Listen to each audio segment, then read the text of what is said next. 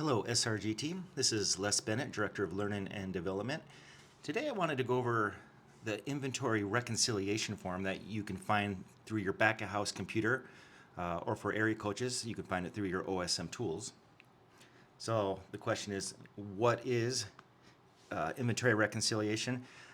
This is a form that you can use to help you find opportunities within your food and paper. So for example, if your food and paper is at a 30% and you want to get it down to maybe a 29%, where do you go? How do you even know what items maybe there's an opportunity to find areas within? So this is what the inventory reconciliation form will do for you. And so what is inventory reconciliation? Well, it's really the process of comparing our physical counts with our merit records to find discrepancies. In other words, you're going to be taking your physical inventory and you're going to find out how much of your food and paper items, these are the items that you would inventory on, say, on Monday night, how much of those did I use during a day, a period, a week? And then you're going to compare it to what the cash register, or the merit system, or the POS says was actually rang up concerning those items. And we want to figure out the variance between those. Now, you're always going to have a variance because we have wastage. We don't use 100% of everything that we make. If you were using 100% of everything, then you probably would be running out of items. So we don't want to be running out of stuff. So we always have some wastage. But what this form will do is to really help us to break down how much wastage or how much is missing, or we call it a variance, within these different categories of our food and paper. And from there, you can come up with an action plan and as far as how you're going to figure that out. So when it comes to food and paper or inventory reconciliation, what's the most important action we have to take? And it's pretty clear that the most important thing is we got to count everything, accurately. So for example, we'd use the expression garbage in, garbage out. So if you're not counting your inventory correctly at night, or if maybe the way the manager counts things is a little different than how, say, a shift supervisor counts things and they're counting things differently, your food and paper is going to be like a roller coaster. It's going to be going up and down. And you'll see that within your inventory reconciliation. And yes, maybe in the end things balance out, but the problem is you never truly know where you're at because you're constantly going back and forth. So whenever we're dealing with food and paper, or whenever we have discrepancies within our inventory reconciliation, the first thing we always have to make sure is, are we counting everything correctly? So how do we find the inventory reconciliation? Well, if you were a manager, or if you're on the back of house computer, we'll see in this video here. Go to reporting, end of day reports. I like to pick a Monday because that's when we do a full inventory. Go down to inventory reconciliation. You can kind of pick the time frame you want to have it for. Here I picked a week final. So it's going to bring up the inventory reconciliation for that week final. Now, if you're, say, at ARL and you're at home and you want to pull up inventory reconciliation for all your stores, even if you're not at that store, you can do this through Team KFC by going to OSM Tools. Click on OSM Tools. Now this time when this starts to load, you may want to go grab a cup of coffee because sometimes it loads fast, sometimes it could take 10-15 seconds. So we go to OSM Tools, which I did here. Okay. OSM tool comes up, we go to reports. You're going to pick your store that you want. You're going to then pick the date after you get the store, the date of when you want to pull it. And here I'm going to pick like the final Monday of the period. Go to reports. Then I can scroll down to inventory reconciliation and I can pick the time frame I have. So this is the period final. So that's how you'd find it if you were an ARL. Now, as we bring this up here, just kind of taking a look at it, what it's going to do, you can break it into two categories. The first category, it's going to count your inventory by the quantities, and it's going to use heads or pounds or bags or pans or trays. It just has different ways it's going to count it. And then on this side, it takes those same numbers and it breaks it into dollar amounts. So what we're going to look at here is the first line you're going to see is a begin and count. So if we were going to do this example might be for an entire period, what's the begin and count of your inventory? Well, it's based on your end of inventory the previous month. So obviously if you don't count correctly, garbage in, garbage out, if you don't count correctly at the end of a period, it's going to affect that period, but it also affects the next period because now your beginning counts off. But let's assume all of our counts are correct. So This is the beginning count of our inventory, like for here example chicken. Uh, the beginning count for the period was 590 head, and that's broken down into dark meat and just the purple cut there. So we have a beginning count. We have invoices. This is the amount of or the amount of head of chicken that we've gotten through McLean or through transfers in. So if you're getting 2 trucks a week, you should have 8 trucks in the course of a period. So in this case, they transferred in or through invoices through McLean got 2,244 head. So I started with 590 head during that period. Then during the 28-day period, they got another 2,244 head. And they ended the final night of the period with 331.5 head. And just doing some math there, it's saying that their actual usage, this is what physically left the cooler, was 2,502.5. So assuming there was no theft or anything like that and everything was counted correctly, they cooked up 2,502 head of chicken during the course of the period. Optimal usage, this is what the POS says you actually rang up. So for every 8 pieces of chicken sold, it's going to be a head. So it's saying that this store sold 2,182 head of chicken.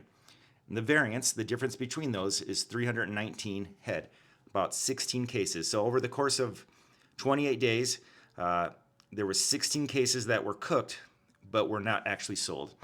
Now, what these two numbers do right here is to help break down this variance.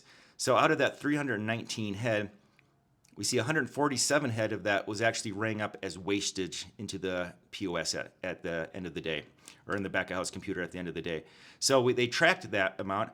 Now this remaining amount was not rang up as wastage. Now maybe it was wastage and they didn't ring it up, but there's 171 head out of that 319 where we don't know where it went. It wasn't rang up as wastage. It's just unaccounted for. So these two numbers right here add up to your variance. And this variance is what affects your food and paper, because this is basically items that were used, went out of the store, but we didn't make any money off of it. Now we go over here, it's going to take these same numbers and it's going to break them into dollar amounts. So we ended with 331 head, which was $1,076. We used 2,502 head, which was $8,400. And then we see here the optimal usage, basically what Merit says we sold was about 2,182 head, which is about $7,300. So the variance, this 319 head, was about $1,074.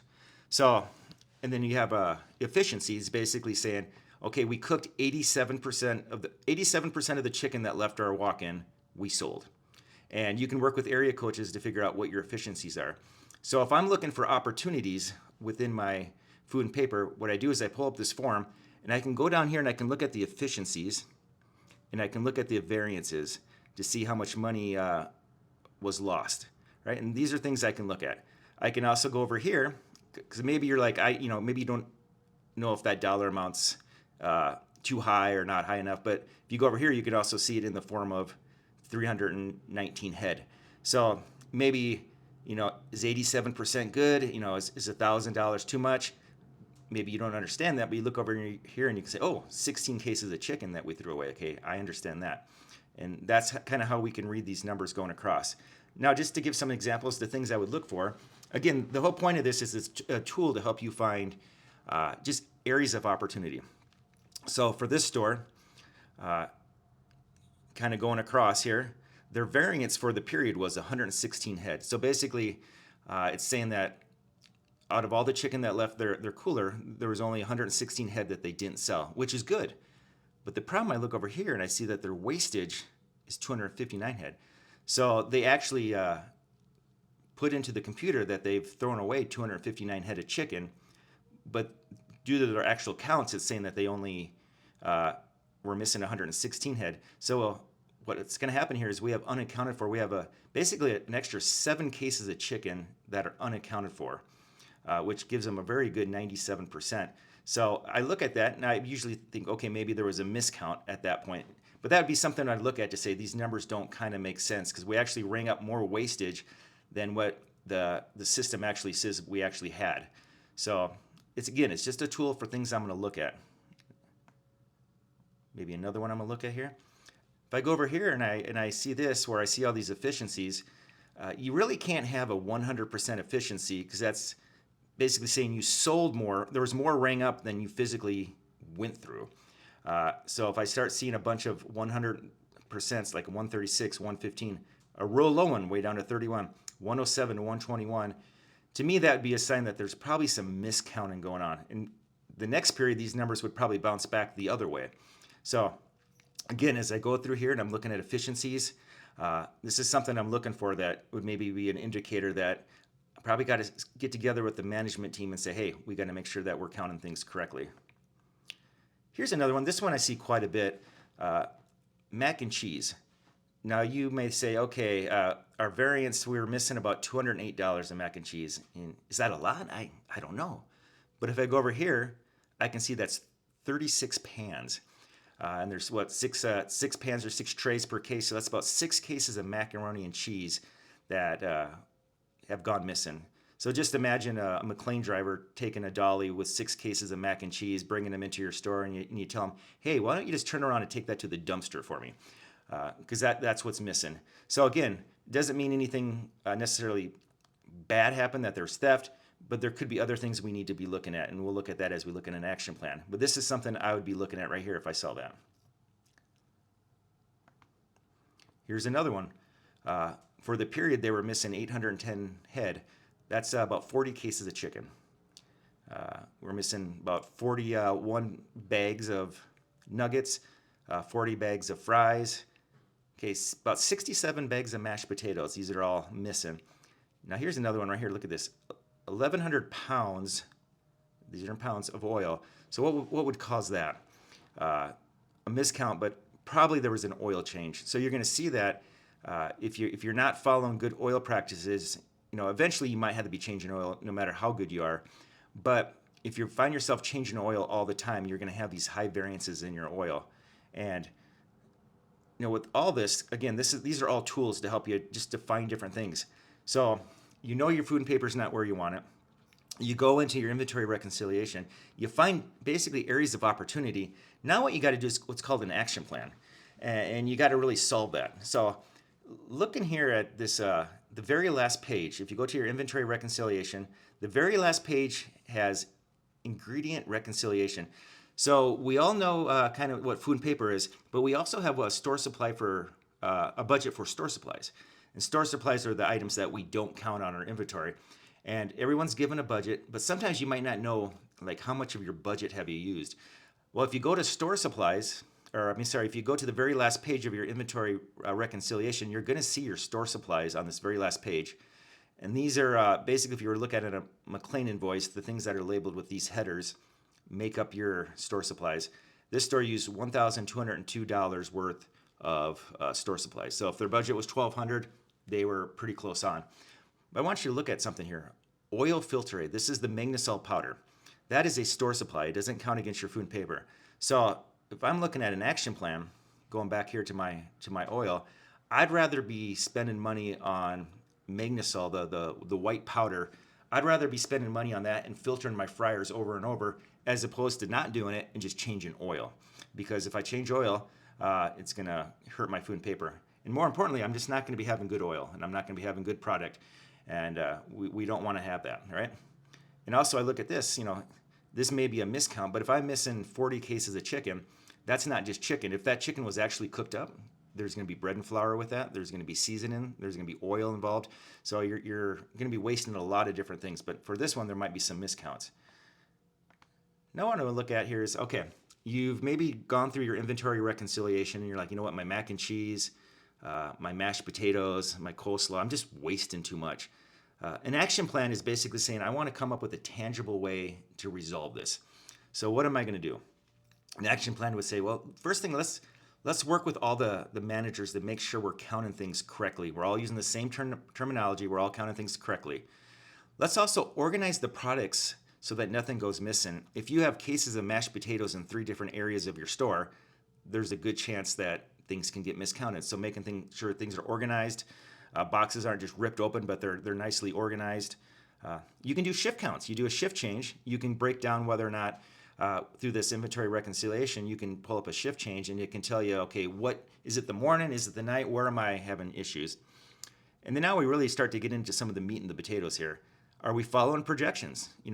Does our trash can at the end of the night when we wheel it out to the dumpster, does it look like a giant mashed potato bowl full of mashed potatoes, corn, gravy, chicken, right?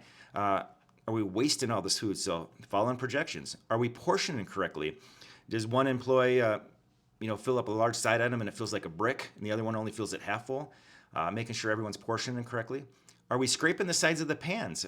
Or as we take the pans out of our hot well and put them over in the sink, is there still maybe enough product in there for an individual? Or even with our bulk coleslaw, as we're panning it up, is there still plenty in there? Are we scraping the sides and getting everything out? What do employees eat on break? Do the employees go out with a giant pan of mac and cheese every time they go on break? What about when we cook? Are we burning our mac and cheese, and as a result, we're having to throw away a lot of it? Different things like that. That's an actual action plan. So the whole point of this is, you have an issue, or you want to find an area of opportunity. So you go into the inventory reconciliation, you find a few items, okay, and that's the first part. But now you got to say, I have to come up with an actual way to fix this, right? And to get the food and paper down, you may get to the point where you have to do a lot of little things, but in the end, those little things could add up to 0.5% or 1%, and they're going to slowly get your food and paper to where you want it. So again, this was just kind of a flyover, a 30,000 foot maybe look at inventory reconciliation. Again, just a tool that you can use to help you find areas within your food and paper to hopefully maybe come up with an action plan and hopefully resolve some issues and get your food and paper to where you want it. Thank you very much.